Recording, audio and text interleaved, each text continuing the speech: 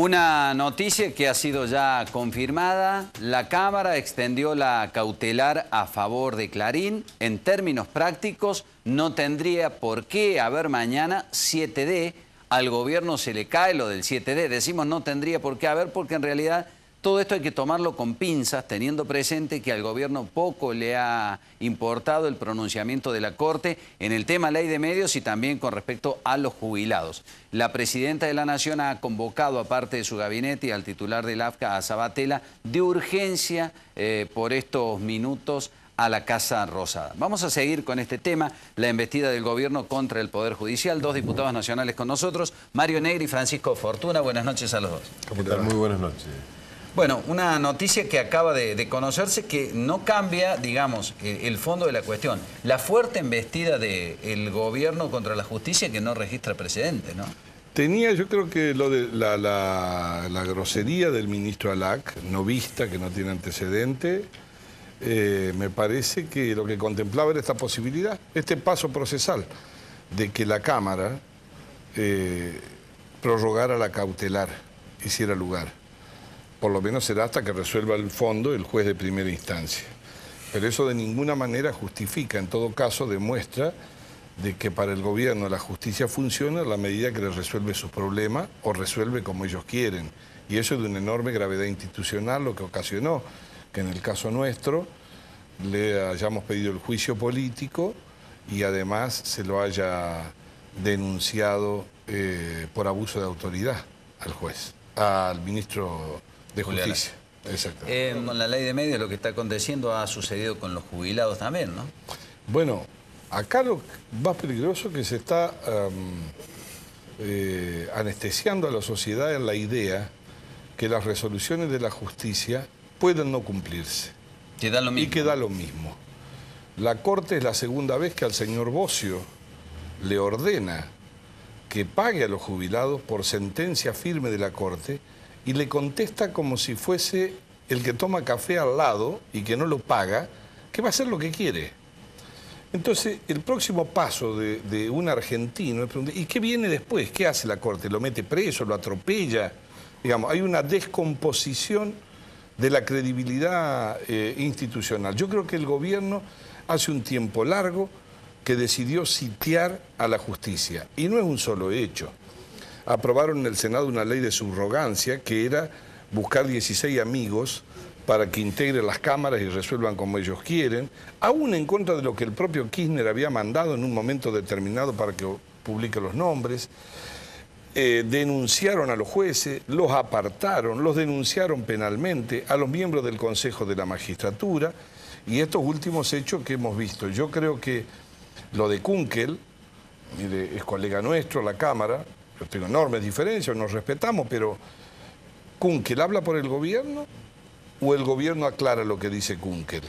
Porque es de una gravedad tan grande, si el gobierno lo asumiera, como decir que la Corte Suprema y la Justicia está preparando un golpe institucional, así como jugando a las bochas, más o menos, y para honrar la década setentista, mejor dicho, de los 60 en blanco y negro, dice, vio que se fue a Estados Unidos el presidente de la Corte como... Vio que en esa época se decía el que va a Estados Unidos para dar un golpe. una cosa de una mediocridad, pero que asusta, que pone en peligro y que en mi criterio, creo yo, Petete, termina el año con la economía muy planchada, con la política muy alzada, muy levantada, muy tensionada y con las instituciones muy golpeadas, que es lo peor que le podría haber pasado al país. Fortuna, en realidad la pregunta es para los dos. Yo creo de que el gobierno hace todo lo posible para que no existan otras instituciones que no sean las del Poder Ejecutivo, porque trata de ningunear al Congreso, como así también a otros poderes del Estado, no dialoga con quienes representan a la sociedad, a los mandatarios, ni a quienes representan también los intereses de los trabajadores. Fíjate lo que está pasando con el tema del impuesto a las ganancias, un reclamo que es generalizado, en donde se está aplicando un impuesto que es a todas luces un impuesto al trabajo, al salario, y tan desmesurado de que efectivamente eso afecta en una economía inflacionaria de una manera inusual a la familia y al asalariado, ¿verdad? Es decir, hay una actitud de no escuchar y de no respetar no solamente a las instituciones, sino a las personas que tienen la responsabilidad de representarlas también, ¿no? En eso... Sí, perdón. No, yo creo que el gobierno no tiene una estrategia para afrontar los problemas, ni aún los que a mí me puedan no gustar, ni aún frente a la ley de medio que se sancionó independientemente de estos dos artículos. Lo que tiene es una decisión, ir como sea, a cualquier precio y que nadie lo pare. Si eso implica que hay que usar la ley, se usa. Si implica que hay que atropellar la ley, se la atropella la ley. Y eso está señalando, en mi criterio, dos caminos. El gobierno no gobierna, tiene un serio problema de gestión. Oculta los problemas, los patea hacia adelante y la presidenta nos cuenta una nueva historia de futuro que cada día está más lejano. Y el otro es que comenzó a desgranarse la idea de la autosucesión, que es lo que sostiene al populismo. Claro. Y eso trae como consecuencia rápidamente no solo un reacomodamiento, sino una crisis de poder. Porque haciendo cosas buenas o malas en su momento, lo que pueda haber hecho, yo creo que en los últimos años el gobierno lo que tiene es una estrategia de poder, no de gobierno, quedarse con el poder. Y eso es lo único que puede explicar una pérdida tan rápida de legitimidad del 54% a los niveles que la presidenta tiene. ¿Qué ocurrió? ¿Es que la oposición fue tan dura? ¿Fue tan maravillosa? ¿Es que de pronto se dio vuelta a la Argentina?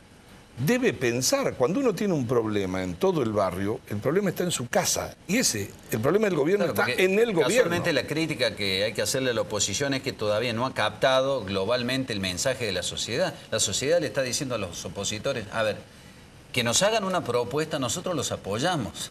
Queremos algo que nos convenza para apoyarnos. Y ese también es un capital de la presidenta, pero así todo genera cada vez más enemigos. Los jubilados comparados con los fondos buitres, o sea, jubilados que cobran 1.800 pesos comparados con fondos de dudoso origen, fascinerosos, que simplemente en realidad los jubilados están pidiendo cobrar lo que aportaron, ¿no? ¿Por qué van a la justicia los jubilados? Porque realmente... Kirchner tenía una alianza de poder. No es que a mí me gustara. Es más, no la compartía. Pero tenía una alianza de poder. Se ha descompuesto esa alianza de poder. Por diversas razones.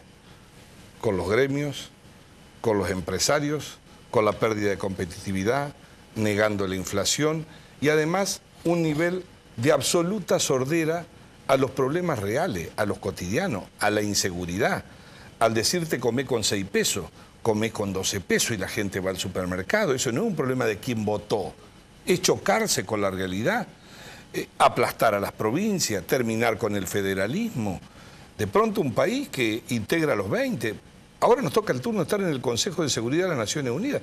Bueno, por las razones equivocadas, lo que sea, embargo en Ghana. Por las tropelías del juez Griesa que se equivocó, que menos mal que nos dio esa posibilidad de la barbaridad que hizo, pero en febrero cae la ficha de nuevo, o tenemos una estrategia para salir del corral a donde nos metimos, o de nuevo la Argentina vuelve a estar en un problema frente al mundo. Es decir, está sitiada la independencia de poderes, sitiada la justicia, el gobierno sordo, el gobierno no ve y además quiere quedarse de cualquier forma y a cualquier precio. Y eso ya no es posible. Hay que pensar en el post-kirchnerismo. Esa es la responsabilidad de la oposición si en serio tiene intención de gobernar este país. Y la otra cuestión, la madre de todas las batallas, al menos jurídicamente, se ha caído. El 7D, como lo había concebido el kirchnerismo, no existe. Pero supongamos que mañana no sale TN, el 13, en Radio Mitre, Canal 12, que no sale Clarín, que no sale Cadena 3, no sé. Los problemas van a seguir siendo los mismos. La inflación es esa, la inseguridad es esa, los trabajadores pagan el impuesto al laburo. Seguro, lo que No pasa... podemos ir con la ley de la dictadura. Invocó que venía a garantizar la pluralidad de voces y a quebrar la idea de conformaciones monopólicas. La historia terminó convirtiéndose que la ley es una excusa para generarle una puja de poder y de desapoderamiento a un grupo económico. A tal límite que el AFCA se olvidó de hacer todo lo otro que decía la ley. Inventario de los medios en 3 años, ponerlos a publicidad, saber quiénes son los dueños. Y vino con la idea de garantizar pluralidad de voces y terminó en construyendo pluralidad de dueños para una sola voz, que es la del gobierno.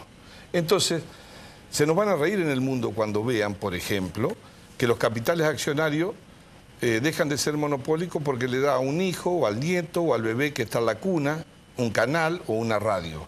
Entonces, creo que acá lo que hay es una desesperación del gobierno que ha terminado en una pelea sin sentido, que no regula, que no obedece a la ley y que no respeta la justicia. Hay que esperar a la justicia y hacer caso a la justicia. Fortuna, la última.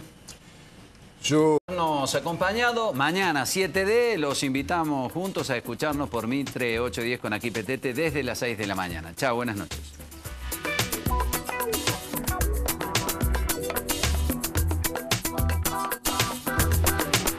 Auspiciaron este programa